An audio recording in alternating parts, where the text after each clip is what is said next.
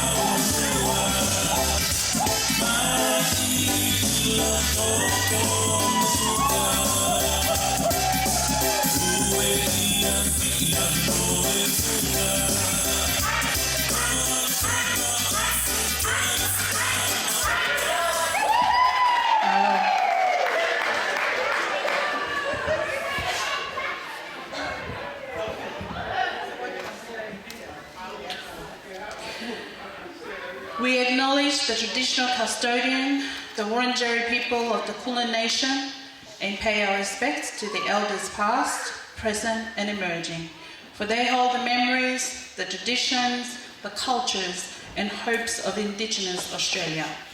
We must always remember that under the concrete and asphalt of the land, sea, and waterways were and always will be traditional Indigenous. E teo ke kamata e tau katoanga o he whiawhini o ku iai e te whakatulo mo e apasia ke moaka kai Wurundjeri o wahinga Kulin. O o nā tolu ai kele o taulo nukwai pe o tau whakapapa i motokai ai kau uru motua o i Eneasi o i lolotongani mo i kaha ufoki. Ko pauma pe ke tau manatu i ko e kele ni talo mei tuai isa. Na mo e ngahi vai tawhe mo e tahina o ku kei whaalute ko toa peia e kakaito tonu o i whonuani i he pā angangalu. Tapu mo e awhio o e o tua mawhi o talo lo Tonga. Whakatapu atu ki Savelina, whakawhanua mo ho eik. Whakatapu atu ki tangata whaiwhikau ka koe moderator-elect of Victoria, Tasmania United Church, Reverend Salis Paula.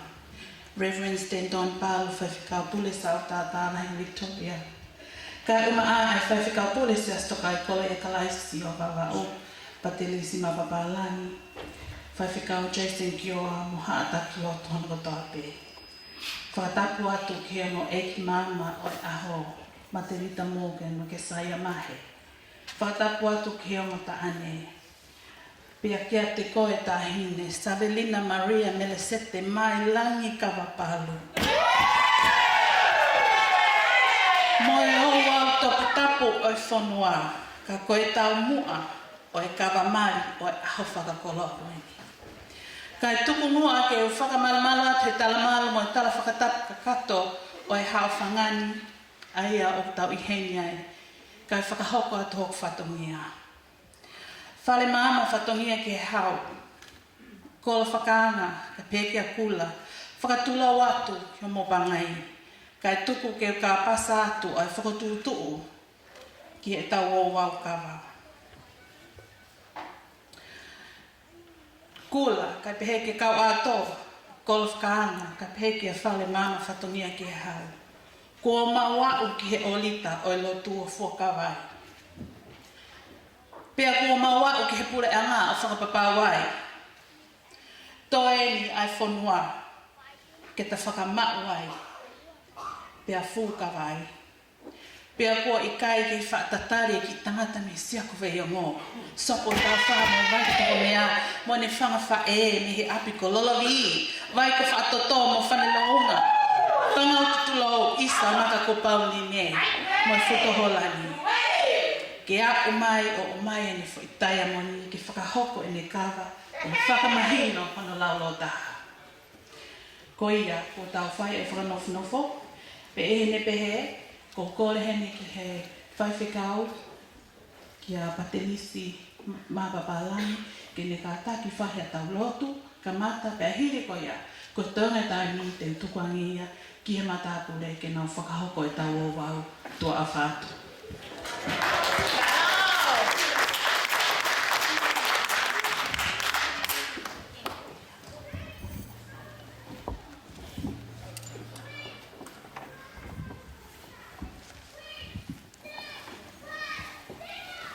Kore pe ke whaipea taro, a ki pēa e psera Paula ke kāna korinto, uraki korinto vai hongo fulu we sto taha. I longa pēa mea te tau whai, kai, pe inu, pe ngā ue, pe kawa o e mai, ka venga pe ki rang ia, a kalaisi, ko tau ka venga pēa ahani. E tāna o tau whanua, ko hipe ko kalaisi, ki tau roto. E o toa mafi, ko ni ai whotutuko whai he whāmiri. Ma hō mai ki he marumaru e whare ko eni, ma o kau whata mō pēkeri a ke, o i kai ko apu ko ke eni, ko e matapa a pēnola. Te mau ilo koe matapa e no langi. Koe hape hame te mau whai. Ka wenga pe ke langi pe a kalaisi. Ia mau hiwa, tau ononga, kaila mo me he ahoni. Ka wenga pe ke a kalaisi. Mo ne whakau me malanga a ko e. Ko hoko ai wā, koe tāpe. Kai kia Mailangi ahoni. Kai kia Kavapalu ahoni. Pot pe tāta o kalaisi. Ko meri no angai koe whangi. Tāpua ki e ngo mea ahoni. Kena maua e fia. Pe sila ia ke o toa nge kou mau whanongo ki ai. I e pure anga, i e family, ma wa mai ene ki e whanua. Ko whake hoko ia o toa, o mātu unga, ko kalaisi o tū mao, te whaia e mau fia. Te kai kia hawhare e holo, e whanonga ku mau whai. Tāpe ki Eneasi ka Melesete, kena maua a fia. Ma feo fia e honi. Tāpua ki mo family, ma feo fia, mo langa ia ai a fiona. Ho se vaniti, ko whakau, nei tatake a ho. Kei tuma o ai peo tua, pani hoko e whaloto la. Mo whaasinga e feo ko mau whai, taha pe kawe ngā ko kalaisi. Whakakatoa e feo ko mau whai, whare māma kau mai toinga hama tāpure. Ke hoko e ki feo ko e ni, ko a feo fia, ihe eiki. Mau kore ko toa ngai me ani, ua whakalaisi, ko koe mau whamo ua. Amen.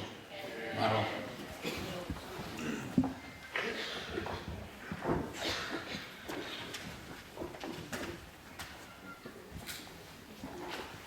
Tuki o whamalumalu atu.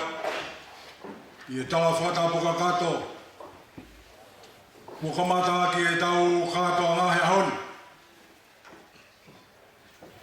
Ngai toko pe mua ke u kawhawhanga iat. I tek mūtolu whamalo. E anga peheni e tau kawa i ahoni. Kore atu. Mou tau himai e mulumalu. O e tau katoa ngahe ahoni. E koe ahoni. Koe uhinga o e kawa e ahoni. Koe tawa mo fua. Na e whai e Melesete. Ki hene o mātu a. Pea koe uhinga ia e whak. O e whakalangi o e ahoni. Koe tawa mo fua koe ne whai. Pea kutau i heni ai. I ahoni. Ke whakakakat. Ai whanua. Ke whakamahino. Ai ne tawa mo fua. E ko hai hawa toi tai whiawhia. Kore ke tauhi mai. Ai molu maro e tau katoa ngā. Mai hui e nai whak. E tui. Ai whakalangi e honi. He koe kawa koe mea bea hatu. Ka ku tau lawe ai. O lawe ai e Melesete. Kavapalu e honi. Ka ku hinga e whakalangi e honi. Kore atu e ka umata apure. Mou tari mai e tau whawhetai. Whawhetai e toa kawa. Whawhetai e whapuaka.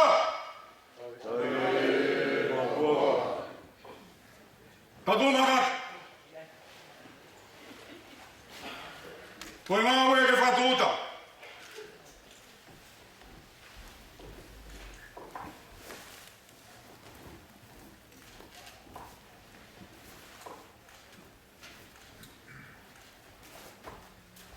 Ka whoki mai. Koe ngā ue ke lau.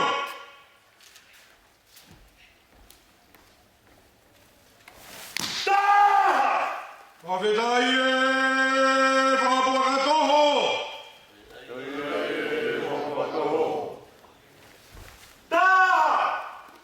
Whawhetai e kawakawa.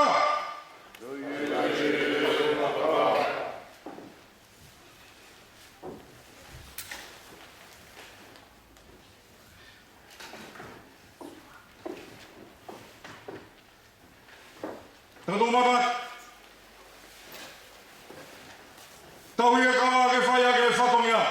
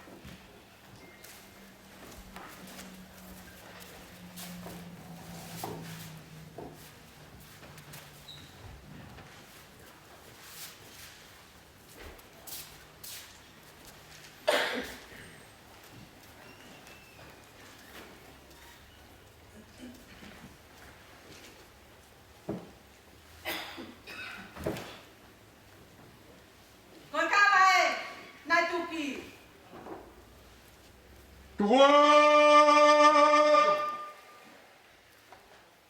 Kumari na kapal! Kafagi ni Moa! Yawi ang mabay! Boy!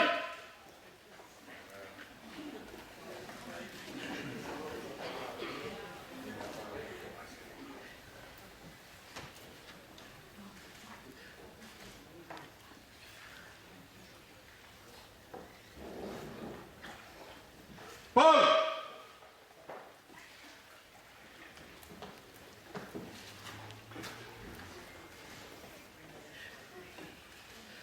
Waita!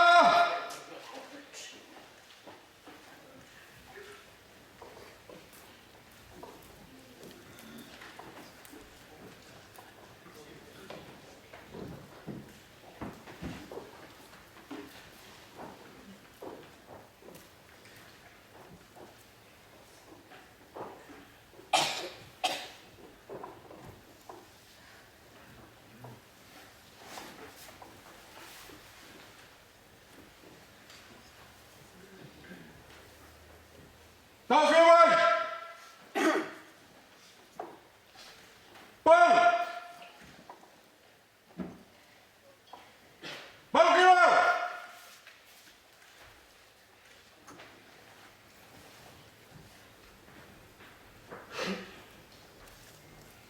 Paul berapa tahu?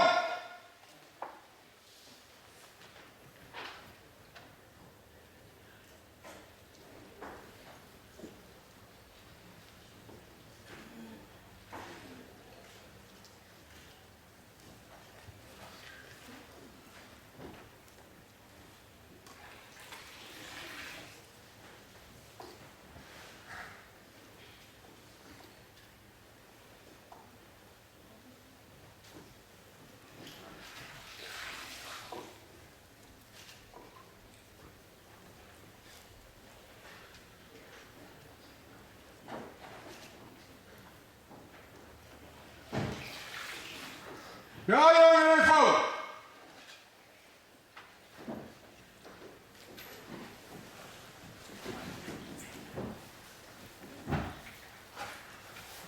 Koi whau e kua puronga!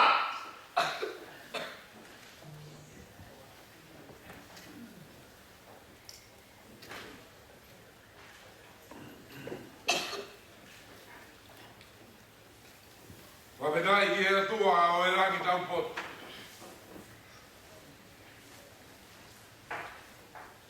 Kone whakakakato ai aho. Neke neka ai e katoa ka kutau katahani. Wadapo atu pare mama, patongia ki hau. Koe whakatau kei, koe kawa e aho. Wadapo atu Melesete. O whakatau mua ki ai, o tau kawa. Wadapo atu kula.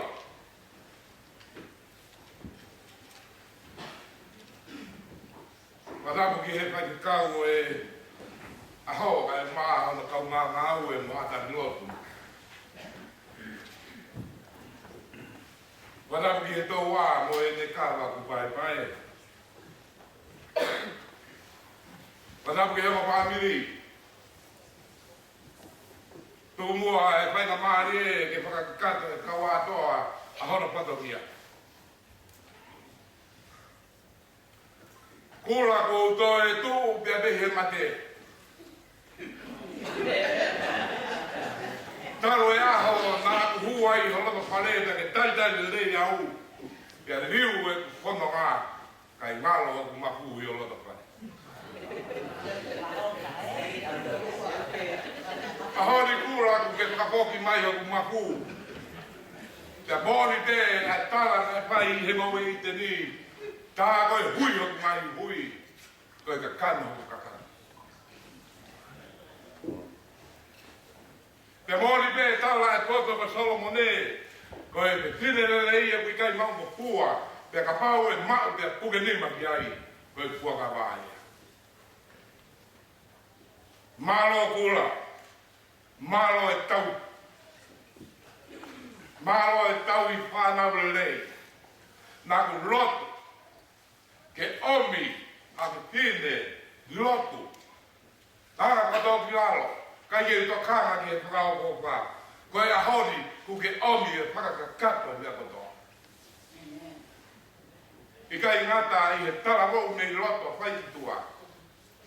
Koe ne whotu mai e a koe ni. Toi te ke puna tau i he rani. Maro kula, ai tāta lai whale. Malo e whakalekes. Malo e whakaolunga ki e kari loa te a whai ai e whanawhana mea. Ko ai ai e kere kere o whakawhanua. Te monui ai e loto whare o kawatoa. Tuku mua e fuakawa e aho koeni ke siwai ati ai kawa kai whanua. Raga saione. Kai omi te mua e te kau o saione. Na puke ni maaki e fuakawa ko na pai ea koe. O ku taha te ai lao a si hoa koe ofa te. Kau ka mau ai mea katoa e maramani koe ni te amoe poto kotoa pe. Kai mau a ofa ko harata.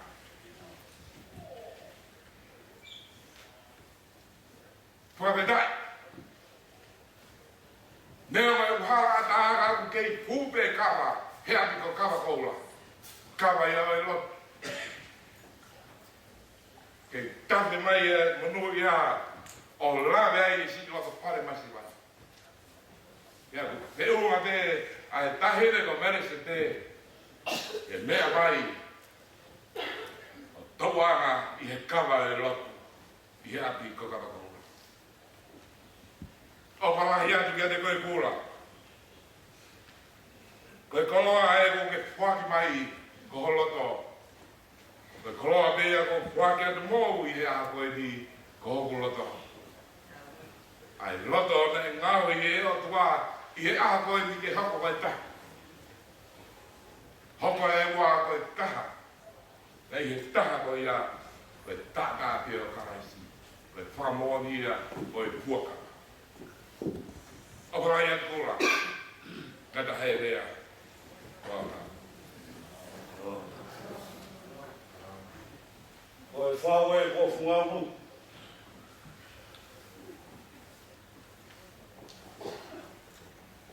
O whakatapuat. Ki e COVID-19 te kōsilai. Pea tuku ki hono e swhi lau lau. whakamau mo hono se ka asa tuta. O tau hiki a Sihova, e tuputupu.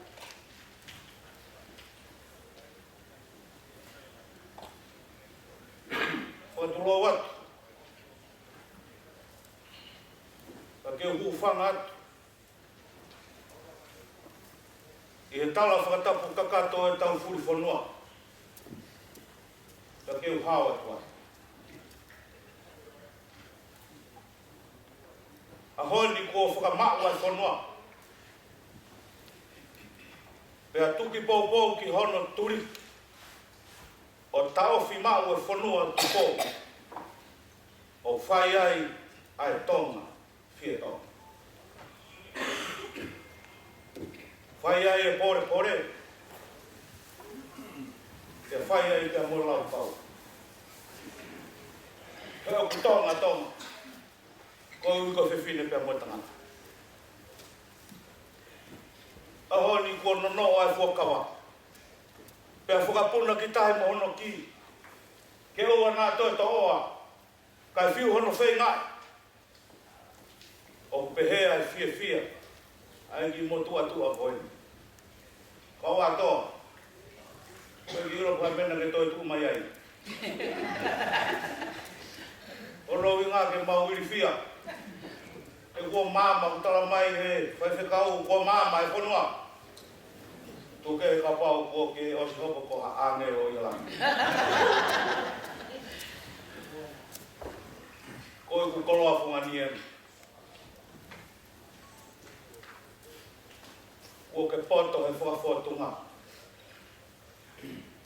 Kua ke tau here i mo e ku toka ngā. Kua ke kākai mo e ku whaasio. Kia te ia e hokulot e ofa. Koe ofa ku tere ki mamana.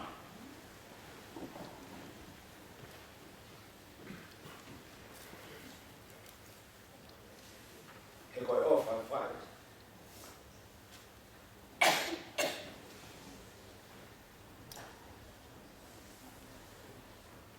Whae tulo watu. I haa whakaulu ngai lotu.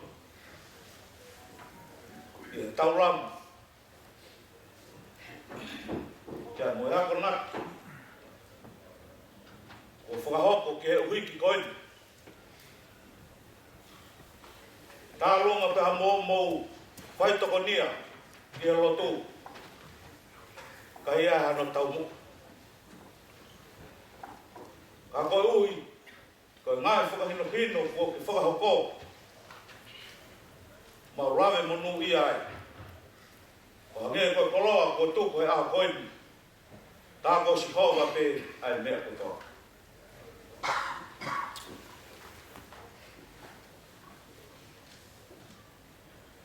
Whia ai family.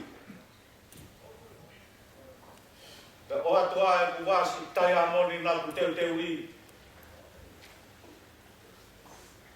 Nā ku tori mehe kakala. Pea moe huni hala tūtonga. Pea ai mohono lolo. Pea ai mohono ai kona. Ke alu atu pea poto hea ngā. Ka wātoa. Ka ke ofa ai. O ofa ki holo toko toa. Te ria nau si tua mai. O ke whai a toi mea whate o. Ka o pau peke mau poki atu moi vai o mako. Ke tau aki te holo ai peke pāmula. Whawhetai mau koloa.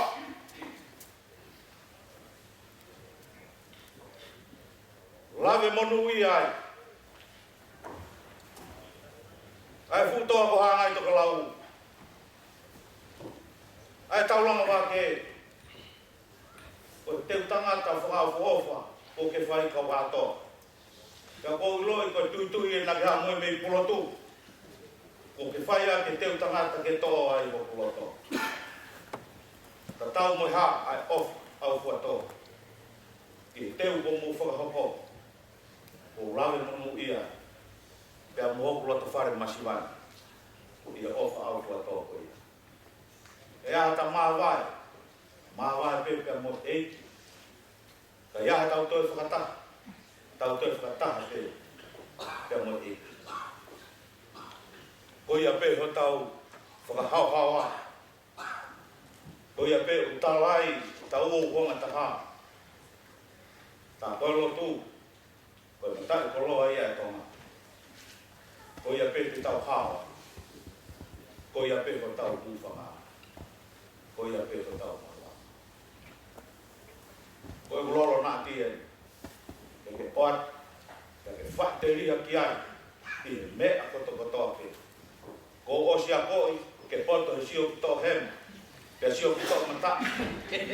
Ko osi a koi ke poto he sio ki mua. Ka ua te whaha sio ki mui. O goa koi. Ke ne iloi. O taha pe halafano ngā osi ho. Ko e tupu atu e whalala ke koe kau wātoa. Mo e kutokana kotoa ke. Ke whai. O hange koe ofa.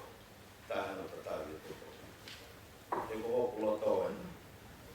Ke hei kai ke utoe lau o whakaputui. Ai ofa tāhiri atu. Ai ofa. O tuu tātu. Ke e whaiteri. Ka ia whakatala noa huai mo malai uru. Aru pepe atoi hau. E koe whanonga anga. Koe whanonga anga o te whakawhiwhi.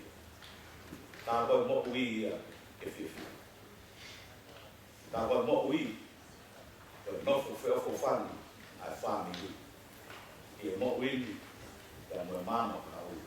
E rewa nāna o te tāra. Kore aru e kai meni ke tofa e whono a mo alofi. I tātou mātangata.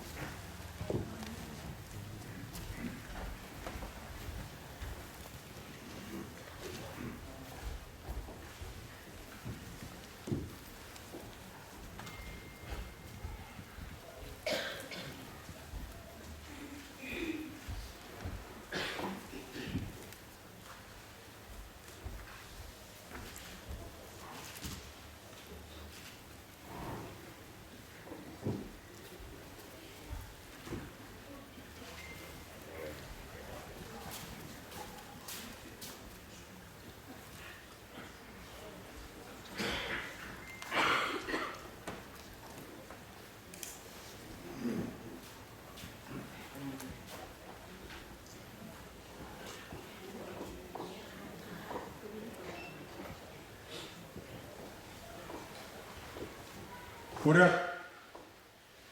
Oai e mune tā e whono. Oe a hono. Ka koe taumo.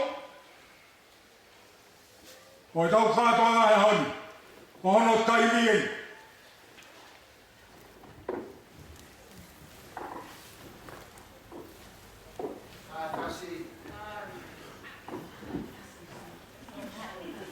Laka tā hine. He ko hoa auen. E tā e whono. Mai. Mui mai hala. Vai hoku kai whono. Ie o alofi. Hono taimi ei.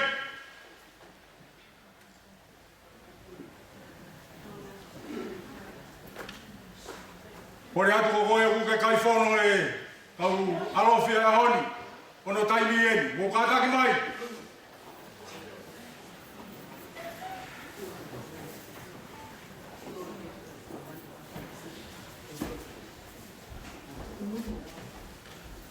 Kore atu ko koe uke ilo uke kai whono e. Ongo aro whi. Ka taki mai.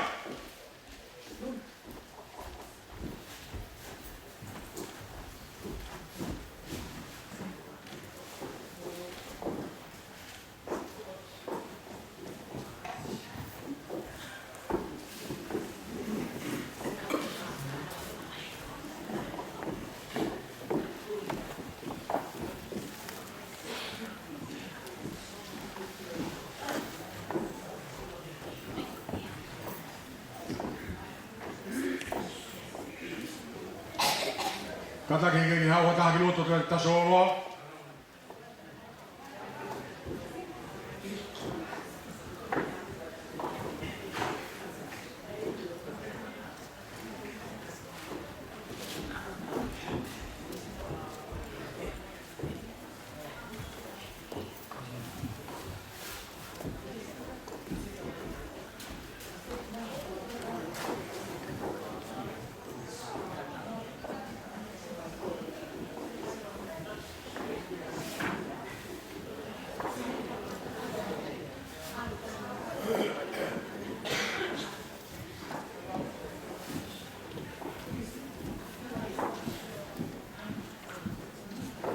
Kataki mai kau kai whono.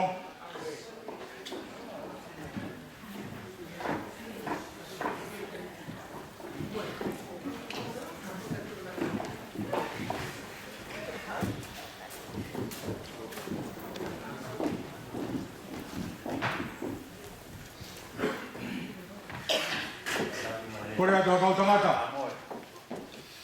Kena kataki mai o to atua e hono ai tahino e ho. Tau ki tua pe tau ki mau. Kataki mai kau tangata. To atua e hono e whahu e ho koe.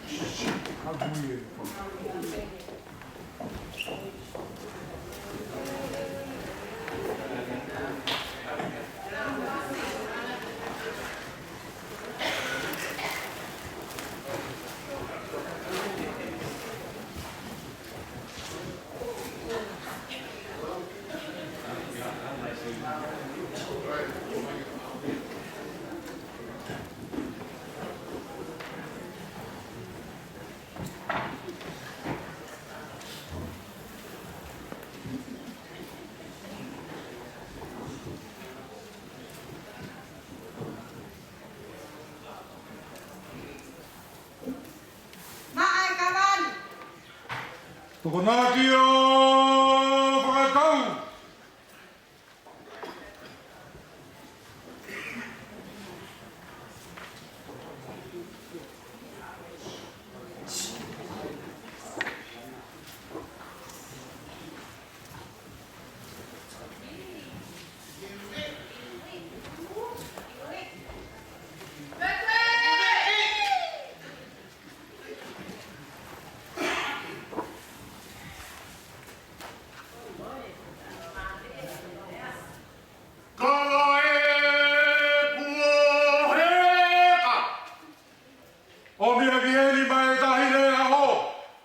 Melesete Paula.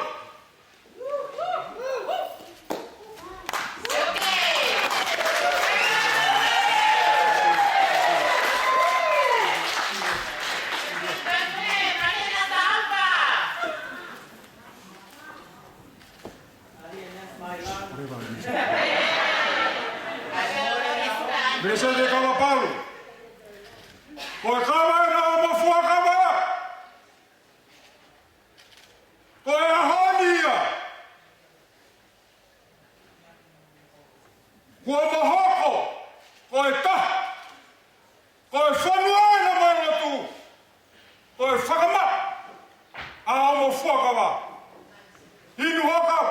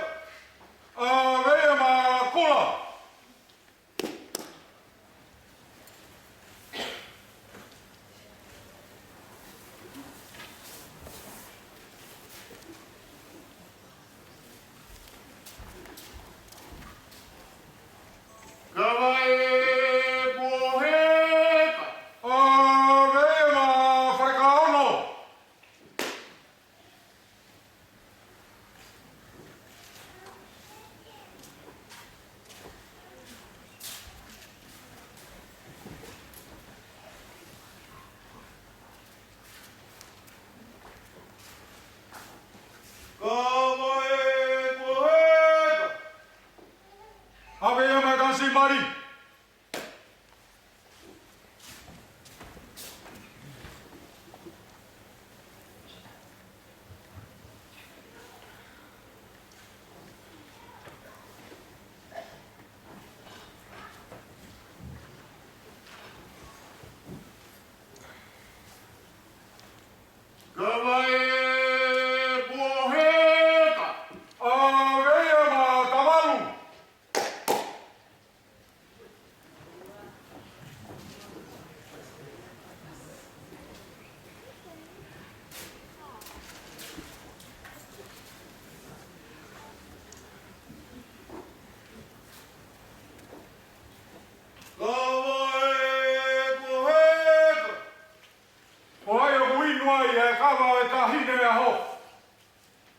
Hono tai mien.